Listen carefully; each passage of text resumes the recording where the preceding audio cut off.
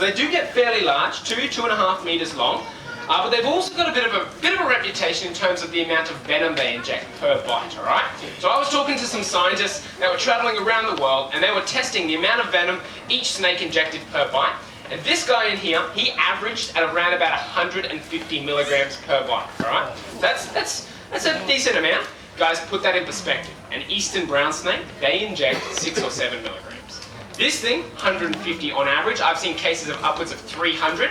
That is a massive amount of venom, and it definitely works very, very quickly as well. What we'll do is we'll get him out. Hopefully he comes out for us. Come on. Come on, get out of the bag. Alrighty. Does anyone know what this guy is? I can't. Any ideas? It's not a brown snake, I'll give you that. Taipan? Taipan, he is not a Taipan. No, he's not a Taipan. Good guess though. King Brown, on the money. Alright. Now, guys, this guy, more accurate name for him would be a mulga snake. The term King Brown is actually very, very outdated, okay? So believe it or not, this guy, he's not part of the brown snake family. He is more closely related to your red-bellied black snake than he is an eastern brown. So guys, they are part of the black snake family.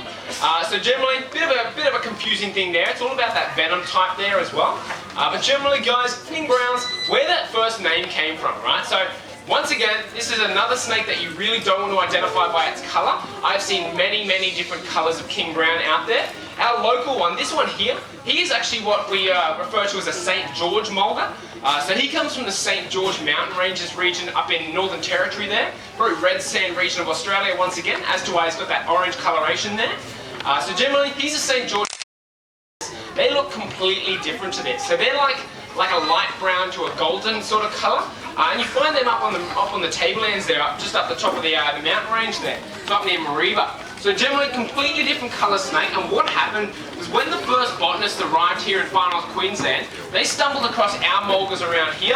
They're that light brown colour. That's where that name King Brown came from. And essentially, guys, it's just hung around, even though it's very inaccurate as well. Alrighty, now guys, your King Browns, this individual species is a perfect snake to start talking about snake venom here in Australia. So the easiest way to put snake venom to you, the easiest way to explain it to you, is you have to think of it a little bit like a cocktail, right? So it's a mixture of all sorts of different types of toxins, and all of those toxins have different effects on the body. So there are 3 main types of toxin you find a lot of here in our Australian species of snake. Your first one, guys, is your hemotoxic venom. What that does, your hemotoxin, that affects your bloodstream. So it either makes that blood clot or thin, depending on the type of hemotoxin.